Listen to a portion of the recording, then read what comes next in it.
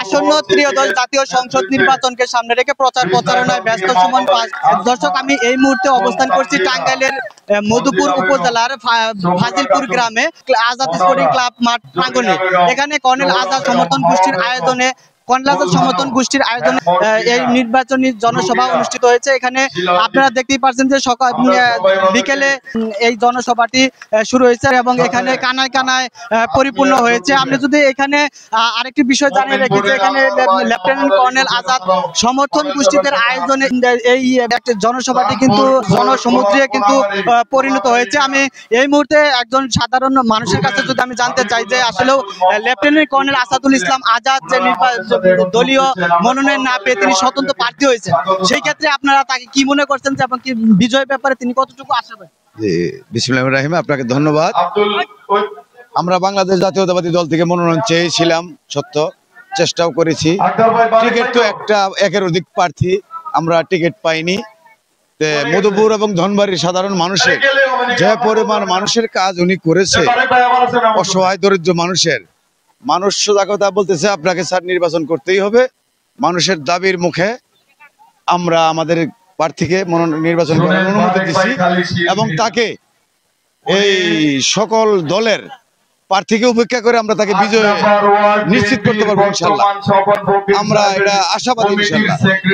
অবশ্যই ধন্যবাদ আপনাকে। যেমনটি জানতে পারলেন যে আসলেও তিনি জনপ্রিয়তা ব্যাপক হারে তিনি বৃদ্ধি পেয়েছে এবং আমরা যদি একজন সাধারণ আরেকজন মহিলার কাছে যদি জানতে চাই যে আপনারা এখানে কেন আসছেন? আমরা কর্নেল স্যারের মিটিং এ আসছি। কর্নেল স্যারের এখনই অনুষ্ঠান শুরু করব। মানে স্বতন্ত্র প্রার্থী হয়েছেন, সেই ক্ষেত্রে আপনারা রেডি আছেন তো? তিনি কেমন, মানে বিজয় ব্যাপার তিনি কতটুকু আশা? আসলে সে বিজয় ব্যাপারে অনেক আশাবাদী, সে পাস করতে পারবে, সে মানুষটা খুব ভালো ইনশাআল্লাহ। রাত হয়ে গেছে, অনেক মা বোনরা আছে, ওনারা বলছেন সেই ক্ষেত্রে আমরা তাদেরকে ভোট দিয়ে পাস করে দেব ইনশাআল্লাহ। জানলেন যে আসলে জানতে পারলাম। এখন আরেকজন কাছে যদি আমি জানতে চাই যে আসলে কর্নেল আজাদ তার সমর্থন কেমন এবং তিনি দলীয় মনোনয়ন পায়নি, সেই ক্ষেত্রে আপনারা তাকে কিভাবে মনে করেন? সে তো এক নাম্বার হলো, তার কারণ হলো সে মধুপুর ধনবাড়িতে স্বতন্ত্র হিসেবে আসতেছে, তার মন ভালো, দানবীর সে এক নাম্বারে, সে হলো দানবীর। এবং কি আমরা মধুপুর ধনবাড়ি বাসী যারা আছি তাদেরকে আমরা সাপোর্ট করি এবং তার নেতৃত্বে আমরা কাজ করবো।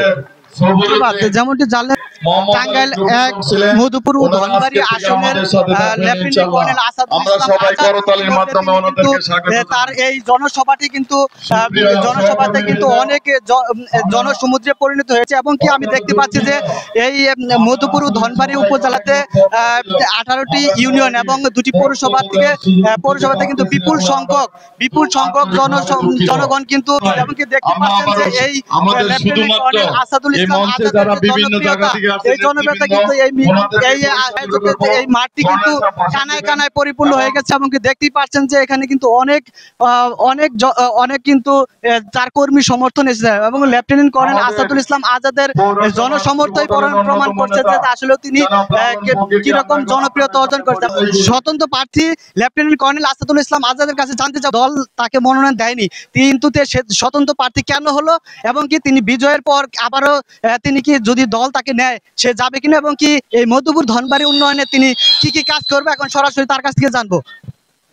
আমরা বিগত 1981 সালের পর থেকে দীর্ঘ যদি 26 সালের ইলেকশন হবে 25 বছর, 25 বছরেও আমরা কখনোই আমাদের বিএনপি থেকে কোনো প্রার্থীকে জয়ী হতে দেখি নাই, যার ফলে বিভিন্ন উন্নয়ন কর্মকাণ্ডে সবকিছুতেই মধুপুর ধনবাড়ি সব সময় পিছিয়ে থেকেছে এবং এলাকার উন্নয়ন বলি, যুবকদের কর্মসংস্থান বলি, সব বিষয়ে আমরা পশ্চাৎপসরতায় ভুগতেছি। এই জন্য দল যে কারণে দল নমিনেশন দেয় নাই, এই দলের নমিনেশনের ব্যাপারে আমি এখন আর কোশ্চেন আসলে বেসিক্যালি করতে পারি না, যেহেতু আমি ইতিমধ্যেই আপনারা জানেন যে আমি দল থেকে বহিষ্কৃত। এটা দলের বিবেচনায় দল বহিষ্কার করেছেন এবং দল তাদের পছন্দ মতো একজনকে নমিনেশন দিয়েছেন।